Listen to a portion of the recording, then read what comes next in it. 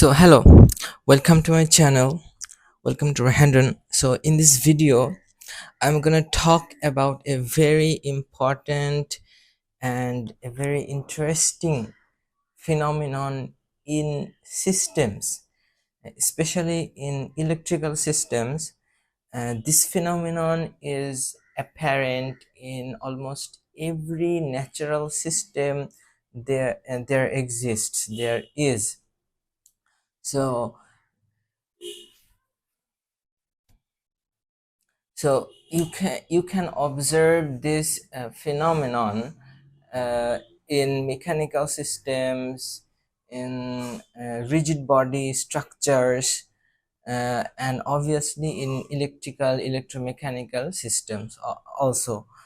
So in my previous video, I derived the circuit response of the series RLC and parallel RLC circuit to the input excitation, which is to the sinusoidal input excitation. So I derived the response of the circuit when the input excitation is a sinusoid. Okay, so obviously we know that sinusoidal excitation has a frequency which is omega. So sinusoidal frequency, say sine omega t, cos omega t, either of this, both of these are combined or called sinusoids. So each of them has a frequency. So omega, one might say this is angular frequency or angular velocity.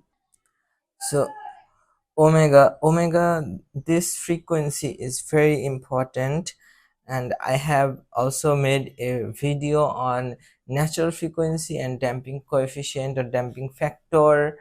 Frequency is very important for a system. Omega or f is the frequency. So what happens when this frequency matches the internal natural undamped frequency of the system?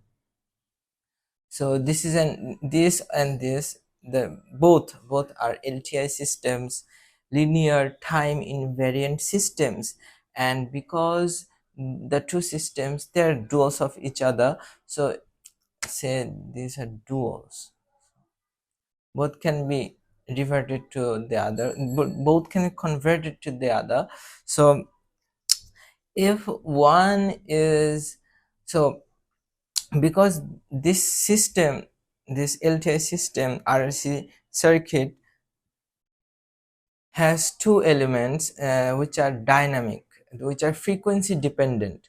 R is the resistance, the lumped assumption. So R is frequency independent. This lumped element, this approximation of a system is frequency independent, doesn't rely on frequency, but L and C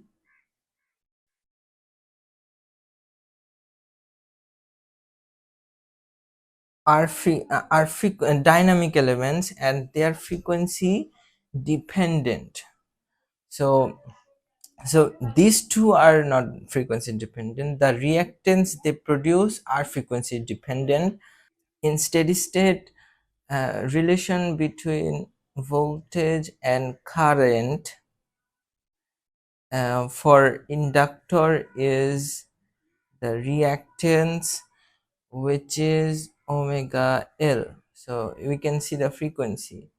So and we say VL, and for capacitor VC by IC is this is XL and this XC, which is 1 by omega C. So the two are frequency dependent, but R by IR is just R, which is not frequency dependent. Mind you, this is in frequency domain. This steady state relation is in frequency domain. You have to convert the two in these voltage and current responses are in frequency domain. So we can see that C and L are frequency dependent elements, capacitor and inductor. So what happens when the input excitation has frequency which matches with the internal frequency, the natural undamped frequency of the system? What happens then? And uh, another question, there are multiple questions that can be asked for sinusoidal input, or input with which has frequency, periodic excitation. So I have asked just two questions, and the second one is, for which frequency value the system response will be maximum? I will, for which input frequency I will get the maximum response in frequency. So for maximum frequency response, what is this called? So the answer for the two question is resonance. So what happens when input frequency matches the output frequency, and when it matches, it becomes the maximum response for that frequency, or for the frequency over any range. uh, the response becomes maximum, and this phenomenon is called resonance. So now I'm gonna define resonance, what it is. So for electromagnetic systems, when defining resonance, the definition would be somewhat like this: that in electromagnetic systems, resonance is the steady state maximum response to sinusoidal stimulus or excitation, where system's natural oscillating frequency matches with input frequency, the excitation. So resonance enables efficient energy transfer or maximum power transfer. This is a circuit theory. In my future videos I will discuss about it if I feel like it. And resonance enables field amplification, maximum oscillation. Resonance isn't a transient phenomenon. Resonance is a steady state phenomenon, so it's not related to transients of any kind introduced in the system, in the LTI system. So resonance is a very important phenomenon. It enables uh, long distance transmission. It is very important in antenna, microwave RF systems. And resonance is the application of maximum power transfer. It's really important to study. So now I'm going to derive the resonant frequency. By definition, the resonant frequency is the frequency when the response of the system is maximum. So first, let me derive the resonant frequency from the series RLC circuit, and I will automatically get the resonant frequency for the parallel, because these are duals. The resonant frequency is basically the same for them. So so so in frequency domain, for the series RLC circuit, if the excitation is voltage, say voltage which is Vs sine omega t. So if I write it in phasor form, so this is in Vs, sorry, say I'm writing this in phasor, in frequency domain. This is the frequency equivalent function, voltage as function of frequency. So I'm writing this in phasor domain. So taking sine omega t as reference, this will give me this 0 degree. And for the excitation, the response is current. So I say out, which is say in frequency domain.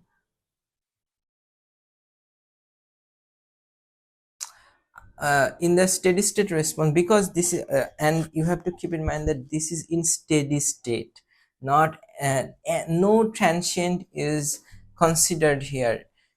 Resonance is fully steady state phenomenon. So uh, in my previous video on the in my previous video on the circuit response of the RLC circuit to sinusoidal excitation, I found the current to be say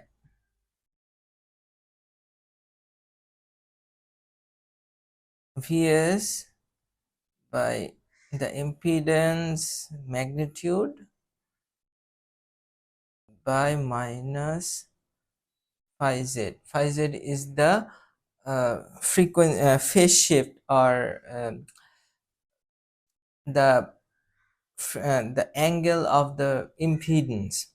Current response, the output. So if I take the ratio of the voltage and current, what I get is, so let me write it like this: V omega by I omega.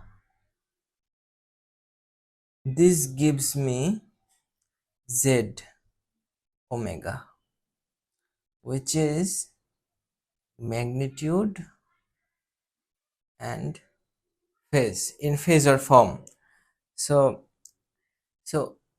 my output or my response is current. So if I take current, this will give me V omega by Z omega.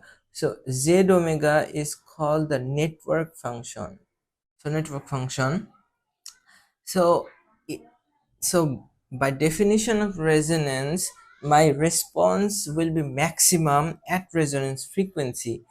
So resonant frequency will be so to find the resonant frequency itself, I have to rely on the network function or the impedance, which is the function of frequency also. So for maximum output response, the magnitude of the impedance uh, should be accounted for. So by differentiation principle, uh, d by d, the differentiation with respect to frequency of the impedance or network function magnitude should be 0, then we can get the maximum uh, output maximum output response, in this case current. So the condition for the maximum response is this. So if I take, so d by d omega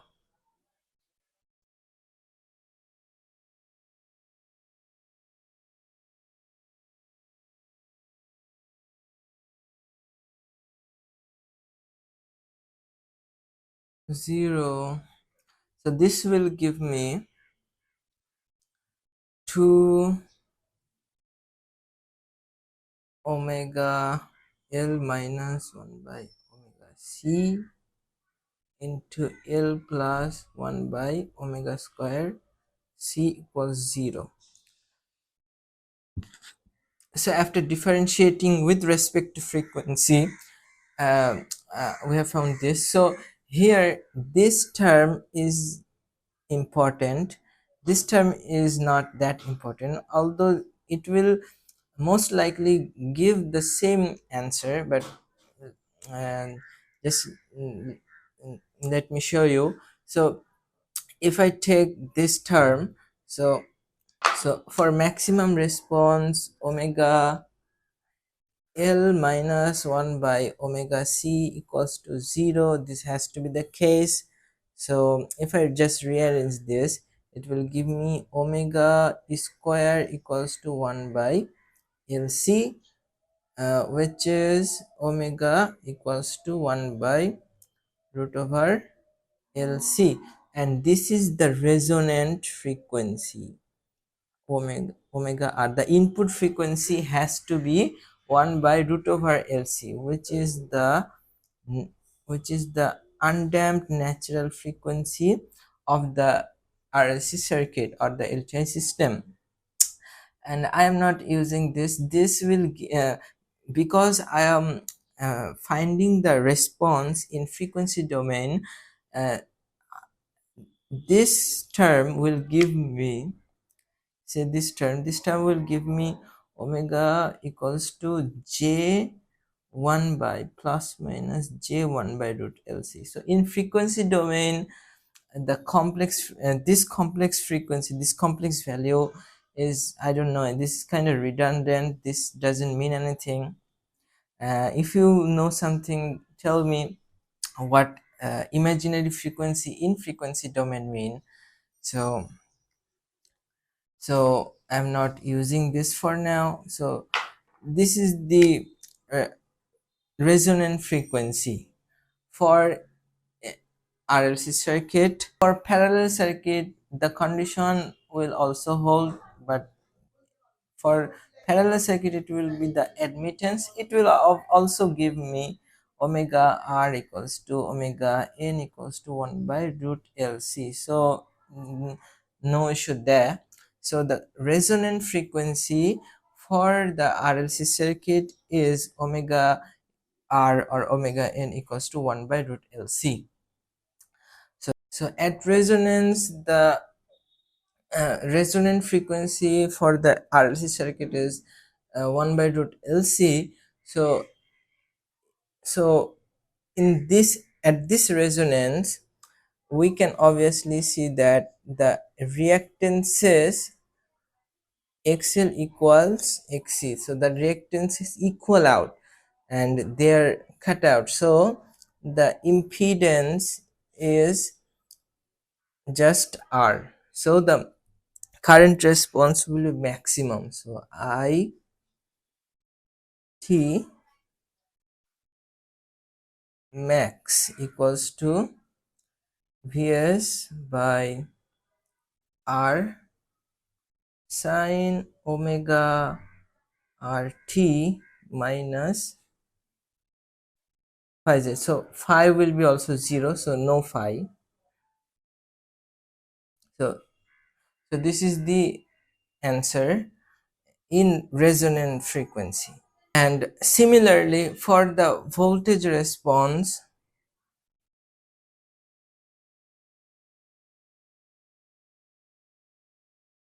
for the parallel RLC circuit voltage response, the maximum response will be Is by G sine omega RT.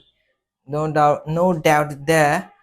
Or you can also write Vs by R sine T by root LC. So this is the resonant phenomenon, and at resonance you can see in frequency domain. So this is frequency, or say this is omega. So say omega, and this is current response. So the response look like this, and this is the peak I max. So this is the peak frequency. So here it peaks, and this is the omega r, so the resonant frequency. So here the impedance is minimum, the response is maximum. So similarly, we can say for the voltage response in the parallel RLC circuit, V omega, so it is the same. So this is also the resonant frequency, this is V max. So this is what resonance looks like in case of the LTI system, this is the second order LTI system. This is the RLC circuit.